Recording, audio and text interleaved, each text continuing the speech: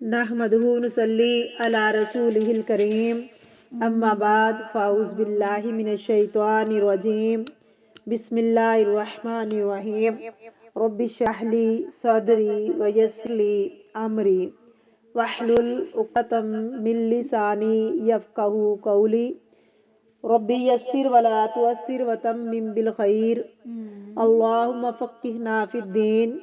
सूरतुल बक़रा आयत नंबर 154। लफ्ज़ी तर्जमा, root word और तफसीर। वला और ना, तक़ूलू तुम कहो, लिमन उसे जो, युक़तलू मारे जाएं, फ़ी में सबीली रास्ते अल्लाही अल्लाह के, अमवातुन मुर्दा, बल बल्कि, अहयाउन जिंदा हैं, वलाकिन और लेकिन, ला नहीं, तशउरून तुम शऊर रखते। रूट वर्ड वला तकूनू और ना कहो तुम, तकूनू जमा के लिए है, लिमन वास्ते उसके जो, युक्तल कत्ल किया जाए या मारा जाए, काफ ता लाम रूट है इसका, फी सबीलिल्लाह अल्लाह के रास्ते में। अमवातुन मुर्दा, माता यमूतु मूत से है, मैयत की जमा है, ये अमवात और मैयत इसम सिफ्त है।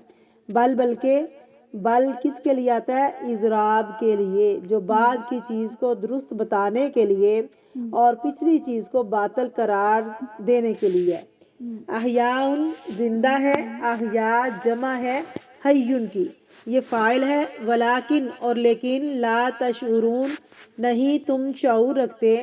शीन आइन रा, शऊर का लफ्ज़ शार से है, और शार किसको कहते हैं? बाल को, यानी बरीक इल्म, ऐसा इल्म जिसमें बारीकी हो, असल बात नहीं समझते, और हिस के ज़रिए जानने को भी शऊर कहते हैं, यानी किसी चीज़ को महसूस करके जानना। बिस्मिल्लाहिर्रहमानिर्रहीम। तफसीर। वला तकूलू और ना कहो तुम, लिमई युक़तलू फ़ी सबीलिल्लाहि अमवात, उनके लिए जो अल्लाह के रास्ते में कत्ल किए जाएं, मुर्दा, अल्लाह की राह में मारे जाएं। अल्लाह की राह में मारे जाने वालों को मुर्दा ना कहो। अब इसका पिछली आयत से क्या कनेक्शन है कि सबसे बड़ी मुश्किल क्या होती है? सबसे बड़ी तकलीफ मौत, सबसे बड़ा नुकसान मौत की शक्ल में होता है। अब उस वक़्त भी तुम ऐसे अल्फाज ना बोलो जिससे इंसान का हौसला मारा जाए। अब सब्र का तरीका बताया जा रहा है अमली मिसाल से। जब कोई मुश्किल आए, कोई तकलीफ आए, तो मनफी अल्फाज ना बोलो, नेगेटिव थिंकिंग को ख़त्म करें, ज़ुबान से बददुआएं ना दें किसी चीज़ को। एक शख्स है, हवा से उसका कपड़ा उड़ गया, उसने हवा को बददुआ दी। आप सल्लल्लाहु अलैहि वसल्लम ने फरमाया, बददुआ ना दो, क्योंकि वो अल्लाह की तरफ से अमूर है, उसका क्या कसूर है। तो ये है, इंसान पर कोई मुसीबत आए तो अमूमन जो सबब बनता है, इंसान उसको बुरा भला कहने लगता है। कोई चीज़ लग गई, टूट गई, तो मुंह से मनफी अल्फाज ना बोलें। यहाँ पर देखें आप, सब्र क्या है? ज़ुबान से मनफी अल्फाज को ना बोलना। जब आप मुस्बत लफ्ज़ बोलना शुरू कर देते हैं, जैसे बच्चे को चोट लगती है, आप क्या कहते हैं?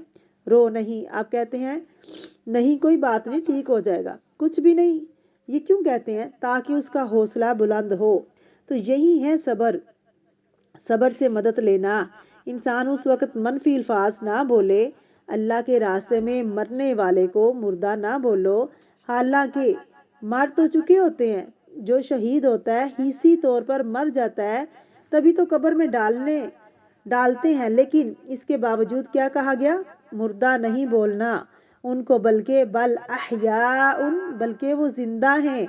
एक और जगह पर आता है, बल्कि वो जिंदा हैं, अपने रब के पास रिज़्क दिए जाते हैं, खुश हैं। जो अल्लाह ने इन्हें अपने फजल से दे रखा है, तो अल्लाह के रास्ते में शहीद होने वालों को मुर्दा ना कहो, वो अल्लाह के यहाँ रिज़्क पाते हैं। एक हदीस में आता है, शुहदा की रूहें बुलंद परिंदों के जिस्म में होती हैं, और उसके साथ अर्श के साथ कुछ कंदीलें लटकी होती हैं। ये रूहें जन्नत में जहाँ चाहती हैं सैर करती हैं, फिर इन कंदीलों में वापस आ जाती हैं। ये सही मुस्लिम की हदीस है। वलाकिन ला तशऊरून, वो जिंदा हैं लेकिन तुमको शऊर नहीं, اسے کیا پتہ چلتا ہے کہ ان کا معاملہ علم غیب سے تعلق رکھتا ہے۔ ان کی موت خاص موت ہے۔ ایک ہوتی ہے عام موت جو ہر زندہ کو آنی ہے، اور ایک ہے خاص موت جو آتی تو ہے شہیدوں کو بھی ہے، لیکن وہ عام موت سے فرق ہے۔ لیکن عام مردوں کی نسبت ان سے معاملہ فرق کیا جاتا ہے۔ ایک ہے موت مطلق۔ مطلق کیا ہوتا ہے؟ Complete death. اور ایک ہے شہید کی موت جو بظاہر موت ہے لیکن حقیقت میں حیات ہے، زندگی ہے، لیکن کیسی زندگی ہے؟ ہماری جیسی نہیں۔ اب آپ دیکھیے، ایک ہے زندگی اور ایک ہے موت، اور ایک ہے ان دونوں کے بیچ کی چیز۔ ٹھیک زندگی کیا ہے؟ جیسے ہمیں ملی ہے، اور موت کیا ہے؟ جیسے وہ لوگ جو چاہ چکے ہیں دنیا سے۔ اب ان کے بیچ کی چیز ہے وہ شہیدوں کے لیے ہے، وہ کیا ہے؟ بظاہر نہ ہماری جیسی زندگی اور نہ مرنے والے جیسی موت، وہ ایک تیسری چیز ہے۔ وہ کیا ہے؟ اللہ کہتے ہیں تمہیں نہیں پتا وہ کیا ہے۔ تو جو چیز ہمیں نہیں پتا اس کے بارے میں ہمیں خاموش ہی رہنا چاہیے۔ اس کو نہ دنیا کے لوگوں جیسی زندگی بتانی چاہیے، نہ مرنے والے کے موت کی طرح ان کی موت بتانی چاہیے۔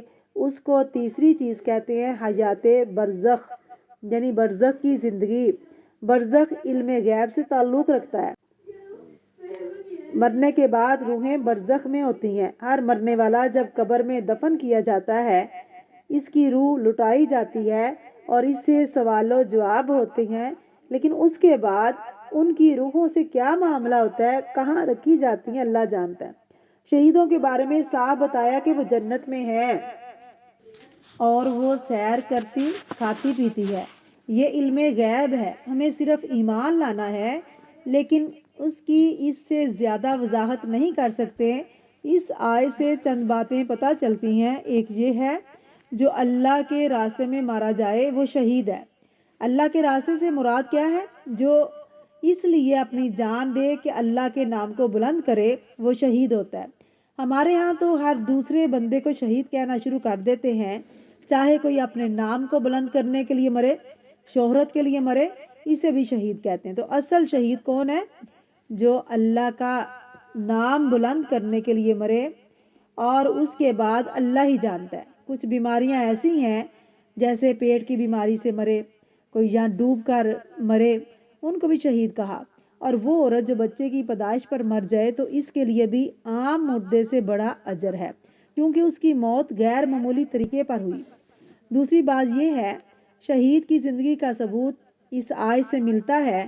تیسرا یہ کہ ان کے عمل کا بے پناہ اجر ہے، ان کی عظمت کا بیان ہے یہاں، اور اصل میں یہ سمجھایا گیا کہ تم مشکل سے مشکل وقت میں بھی زبان سے کیا نہ نکالو، ایسے الفاظ نہ نکالو جس سے حوصلہ ٹوٹے، کیونکہ ایک تو انسان کی چیز جاتی ہے اور اوپر سے اس کا حوصلہ بھی ڈاؤن ہو جاتا ہے، تو جو ہے اس کے فائدے سے بھی محروم ہو جاتا ہے۔